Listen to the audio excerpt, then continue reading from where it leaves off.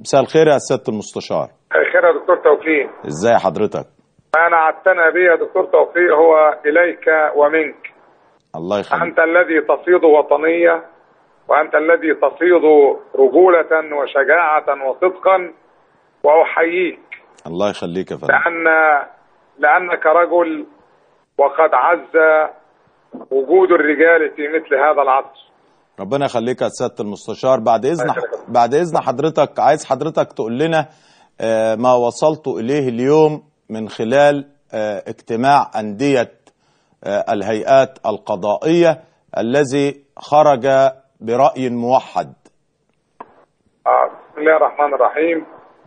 التأم شمل الأسرة القانونية والقضائية اليوم في مشهد مهيب لم يحدث من قبل، وصدق من قال أن العلم رحم بين أهله. كل دارس القانون في مصر توحدوا اليوم في أسرة واحدة، وهبوا للدفاع عن الدولة المدنية القائمة على سيادة القانون واستقلال القضاء. وسيادة القانون أول ما تعني تنفيذ الأحكام وعدم المساس بها، بل والانحناء احتراما وتقديرا وتقديسا وتبجيلا لما يصدر من أحكام، لا سيما إذا كان صادر من محكمتنا العليا وهي المحكمة الدستورية التي نباهي ونفخر بأدائها المرموق والراقي ما بين الدول.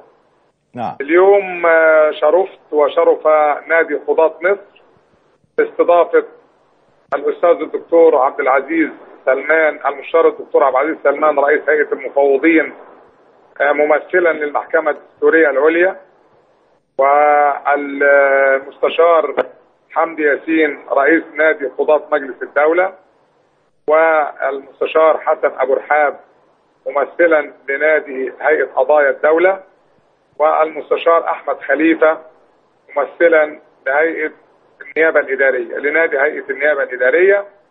ثم توج هذا بحضور الأستاذ سامع عاشور نقيب المحامين ورئيس اتحاد المحامين العرب، ومعه رهط من السادة أعضاء النقابة والسادة النقباء على مستوى الجمهورية.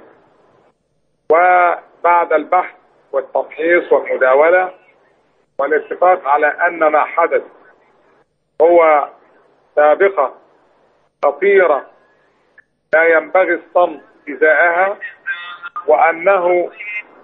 وأنه إذا ما ترك استفحل خطره وتطاير شرره، وأن الدولة تسير الآن في اتجاه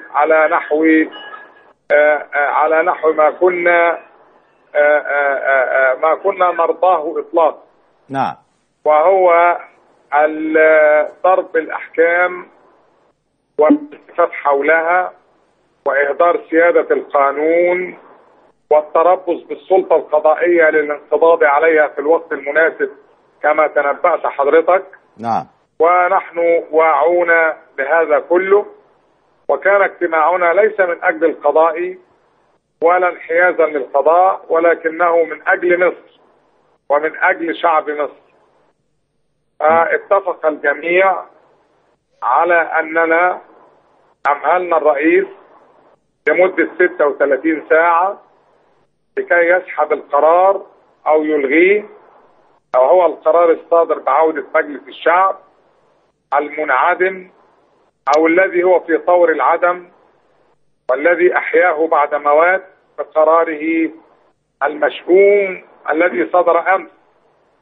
نعم. بناء على فتاوى من فقهاء السلطة وترزية القوانين الذين يطاردوننا في كل نظام. نعم. بل هم الآن أقوى شكيمة مما كان يحدث في ظل النظام السابق. نعم. تعلم يا سيدي أن النظام السابق والأسبق والسابق على الأسبق لم يجرؤ إطلاقا على المساس بأحكام المحكمة الدستورية، وإنما الآن دخلنا منعطف جديد يا دكتور توفيق. نعم.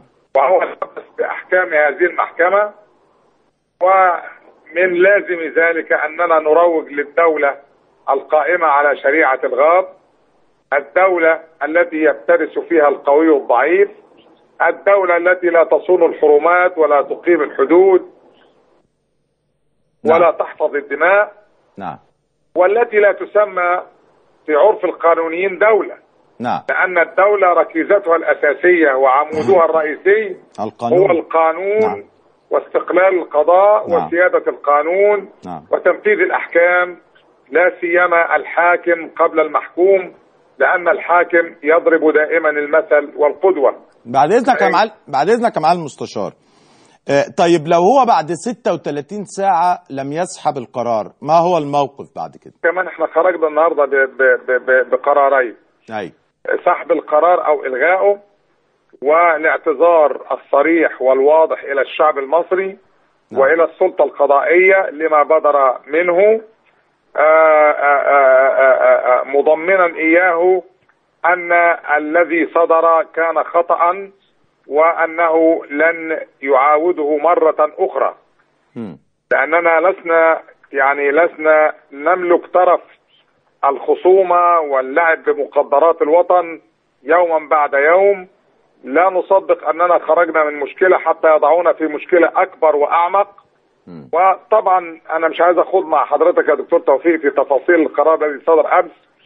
القرار نفسه مخترق ومنعدم وباطل وغير منطقي وغير سوي، لأنه حضرتك تعلم أنه صدر من 3 فقرات. فقرة أنه بيسحب القرار الصادر من المجلس الأعلى، وهو قرار لم نكن بحاجة إليه. هو صدر على سبيل التزايد كإجراء تنفيذي ما كنا بحاجة إليه. واخد بال حضرتك؟ وبعد ذلك عودة مجلس الشعب، ثم إجراء الانتخابات بعد 2 شهر من إصدار الدستور. وأنا يهيأ لي يا دكتور توفيق، وأنت بحسك الإعلامي وبحسك الوطني تلمس أن هناك شيء ما يدبر في الخفاء. يعني هذه العودة المريبة لمجلس الشعب في هذا التوقيت لابد أنه عائد لأمر ما. يعني أنا أتصور أن من ضمن الحاجات أن هو هيلغي المحكمة الدستورية العليا ويحولها إلى غرفة من غرف محكمة النقض.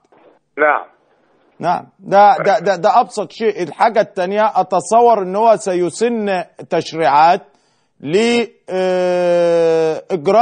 أو لإحداث مذبحة عاتية للقضاء، يعني أتصور ذلك. على أي حال دعهم يضمرون ما يضمرون، وقول الله تعالى واضح: ولا يحيق المكر السيء إلا بأهله. واطمئن يا دكتور توفيق يا رمز الوطنية والشجاعة والصدق، وليطمئن معك الشعب المصري بأسره، أن في مصر قضاة عندهم المكنة والأهبة والقدرة على درء أي عدوان يقع عليهم، وأن يردوه بمثل ما وقع عليهم 100 مرة. وقد أعلناها صريحة واضح أننا لن نشارك في هذه المهزلة، وأنه إذا استمر البرلمان المنحل أو المنعدم واستمروا في غيهم فليصدر ما يصدر من قرارات أو قوانين، وهي كلها لن يطبقها أعضاء السلطة القضائية. ببساطة لأنها ولدت منعدمة، مجلس منعدم.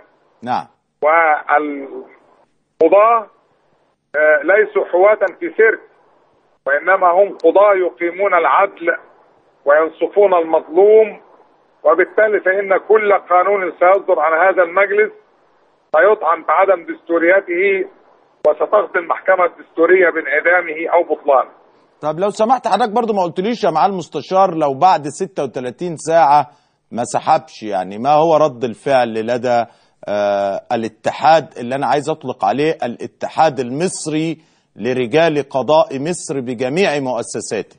عندنا خيارات إجراءات تصعيدية، منها تعليق الأحكام، تعليق العمل بالمحاكم لمدة مؤقتة أو لمدة ترتبط بإلغاء القرار أو سحبه، طول ما فيه القرار ده قائم، طول ما المحاكم معطلة، وأنت لا تدري يعني كم نتألم لهذا. نعم. لأن الحقيقة أن تعليق العمل بالمحاكم يؤذي الشعب ويؤلمه ويعطل مصالحه.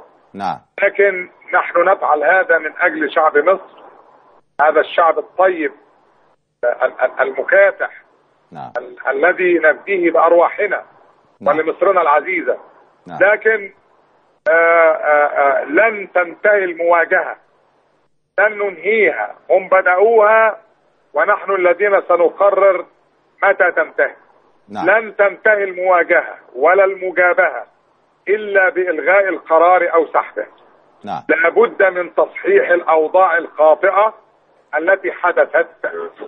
نعم. والأسانيد في ذلك كثيرة والخيارات أكثر، ونحن قادرون وأنت معنا إن شاء الله. ده أنا تحت أمركم وخدامكم. وكل المواطنين الشرفاء وهم جموع شعب مصر معنا، بأنه يعني احنا عايزين نبني دولة. نعم. مش عايزين نهدم دولة. مش عايزين نهدم دولة. نعم. حضرتك. نعم. فالخيارات مفتوحة، ولن نكل ولن نمل ولن نتهيب ولن نصمت إلا إذا تم إلغاء القرار. أنت حضرتك ونحن في انتظار حكم المحكمة الدستورية أن لديها إشكال في التنفيذ سلبي. بماذا ستحكم، وعلى ضوء المهلة سيتم اتخاذ القرار المناسب في حينه. نعم. أنت حضرتك وصفت هذا القرار بأنه أكبر من هزيمة يونيو 67. أنا الحقيقة لما كان بيطرح عليا دكتور توفيق نعم. سؤال، أنا والله ما كنت مصدق. نعم. يعني أحد الأصدقاء من فترة سألني فعنفته. قلت له عيب إنك أنت تتكلم الكلام ده. لا يمكن للرئيس نعم. أن يقدم على مثل هذا العمل. فهذا انتحار سياسي بكل المقاييس. لا يضع البلد في أزمة أكبر من أزمة حرب مع دولة أخرى. ولكن صدق حدس الرجل وخاب ظني أنا الذي كنت أستبعده بنسبة 100%، صار اليوم واقعا. ولا أدري ما هو المقصود، القصد إيه. يعني دول أصحابي وحبايبي وحزبي وشلتي وجماعتي، أنا حارب الشعب من أجلهم وحارب السلطة القضائية من أجلهم. الله، طب ما أنت ممكن يجيلك حزب أكبر وجماعة أكبر وعشيرة أكبر. حضرتك لا المنطق لا يقوم على سند، وليس هو منطق الإصلاح ولا بناء، وإنما هو منطق إفساد وهدم. وهذا ما لا نرضاه لا لأنفسنا ولا لشعب مصر الأبي. حضرتك يا فندم، الدكتور البلتاجي أعلن أن هو سيقوم بمحاسبة السيدة المستشارة تهاني الجبالي نائب رئيس المحكمة الدستورية العليا.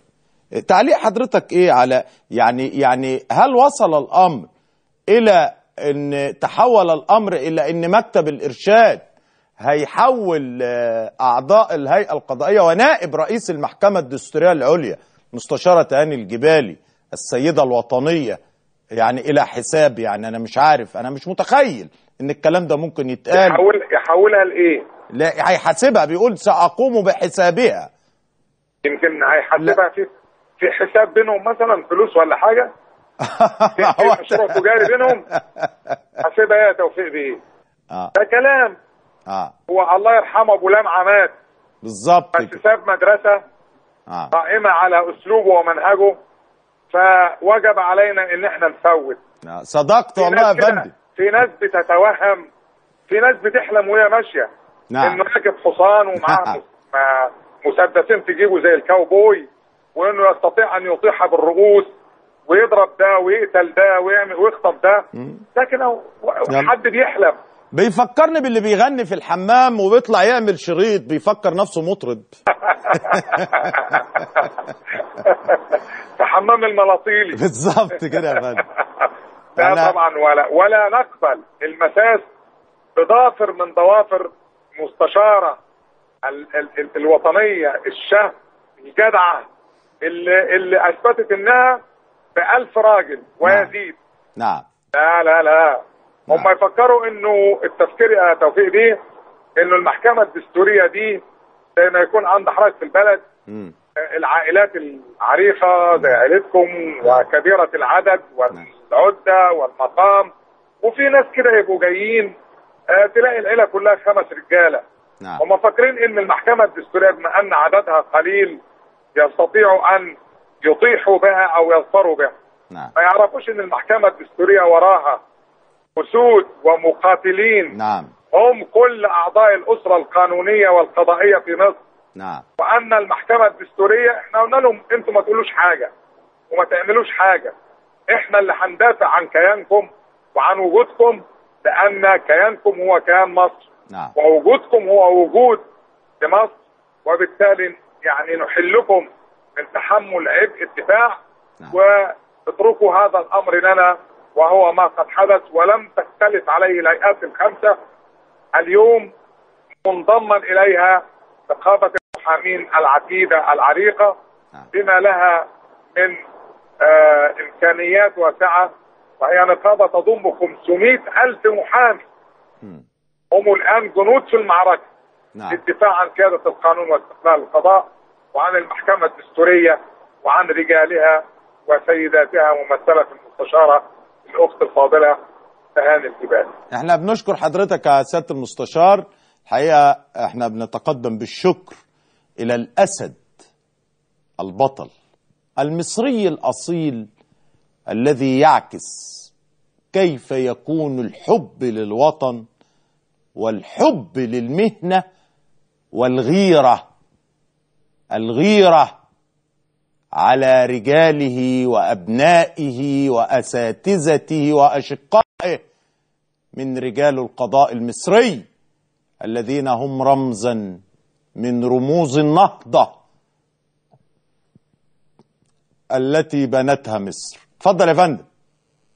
اتفضل يا دكتور. نعم يا فندم. يا دكتور توفيق. ايوه يا فندم اتفضل. لو سمحت لي انا عايز اقول لحضرتك بشكل شخصي عبارات مقتضبة وقصيرة. اتفضل يا فندم. عايز اقول لك انه ما يكتب في الفيسبوك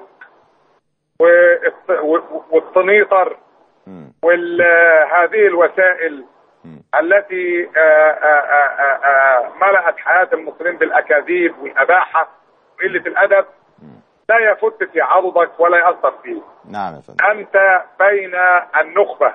الله يخليك. وبين المثقفين. الله يخليك. وبين أفراد الشعب.